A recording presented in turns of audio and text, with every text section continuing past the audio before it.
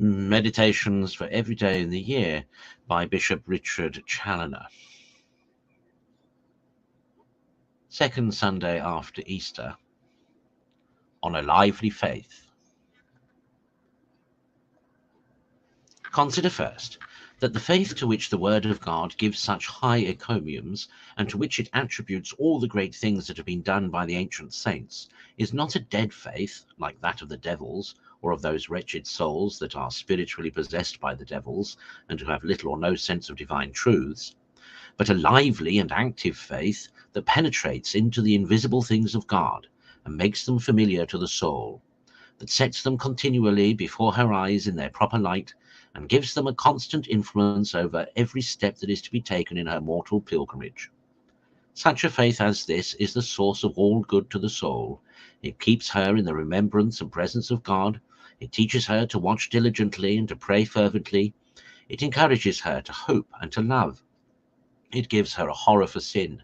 It completely arms her against all her spiritual enemies with a shield that is proof against all their fiery darts, with the helmet of salvation and with the sword of the Spirit, which is the word and truth of God, which puts to flight all the legions of hell, who when employed against them by a lively belief.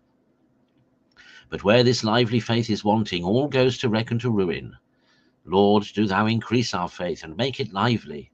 O grant us this true heavenly wisdom, and all good things will come to us along with her, and she will effectually bring us to thee. Consider secondly, how true it is that the want of a lively faith is the source of all the evils that overrun Christendom. Look into all conditions of Christians and see how sin and Satan everywhere reign, and how few there are, in comparison, that dedicate themselves in good earnest to what should be their only business. And whence comes all this? Do not these men all believe there is a God and an eternity? Do they not all believe that they were made by this God in order to a happy eternity?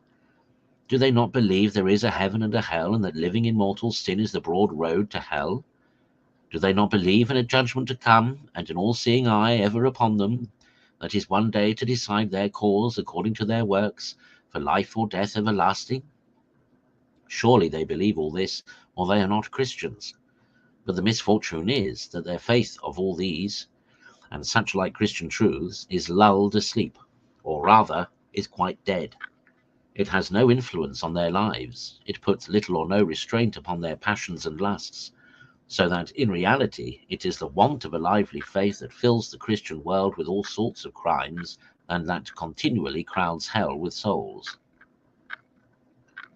Consider thirdly, that the Christian must come at this lively faith by desiring, seeking, and heartily praying for it.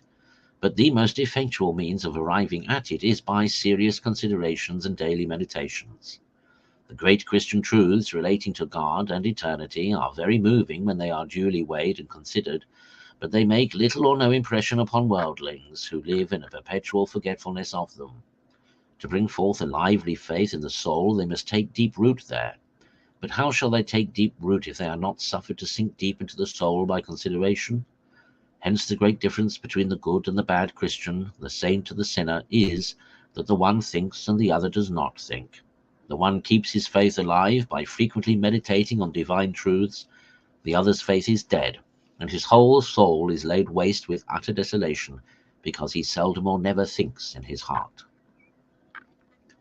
Conclude to labor for the acquiring and maintaining this lively faith by praying well and living well, but more especially by thinking well.